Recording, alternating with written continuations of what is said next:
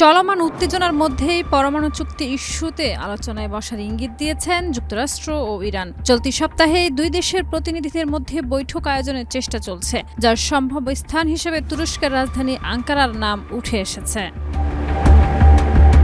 একজন জ্যেষ্ঠ মার্কিন কর্মকর্তা ১ ফেব্রুয়ারি সংবাদ মাধ্যম এক্সিওসকে জানান, মার্কিন প্রেসিডেন্ট ডোনাল্ড ট্রাম্পের প্রশাসন স্পষ্টভাবে ইরানের সঙ্গে দ্রুত আলোচনা শুরুর আগ্রহ প্রকাশ করেছে। তাদের লক্ষ্য চলতি সপ্তাহের মধ্যেই সংলাপ শুরু করা।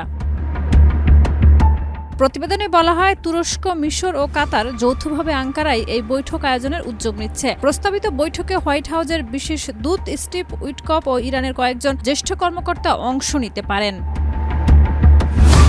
মার্কিন কর্মকর্তারা জানিয়েছেন, পরমাণু চুক্তির আহ্বান জানিয়ে ট্রাম্পের সাম্প্রতিক মন্তব্য এবং একই সঙ্গে সামরিক অভিযানের হুঁশিয়ারি, এ দুটোই কোনো কৌশলগত বিভ্রান্তি নয়। এরই মধ্যে যুক্তরাষ্ট্র মধ্যপ্রাচ্যে তাদের সামরিক উপস্থিতি জোরদার করেছে। ট্রাম্প নিজে এ উপস্থিতিকে বিশাল নৌবহর হিসেবে উল্লেখ করেছেন।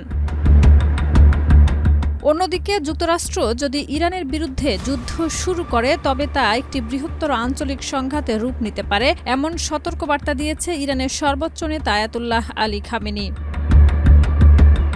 খামেনির এই বক্তব্য নিয়ে সাংবাদিকদের প্রশ্নের জবাবে ট্রাম্প বলেন, যুক্তরাষ্ট্রের কাছে বিশ্বের সবচেয়ে শক্তিশালী যুদ্ধ জাহাজ রয়েছে, যেগুলো বর্তমানে ইরানের খুব কাছাকাছি অবস্থান করছে। তিনি বলেন, আমরা একটি চুক্তি হবে বলে আশা করছি, তবে যদি তা না হয় তাহলে আমরা দেখব তিনি ঠিক ছিলেন কিনা।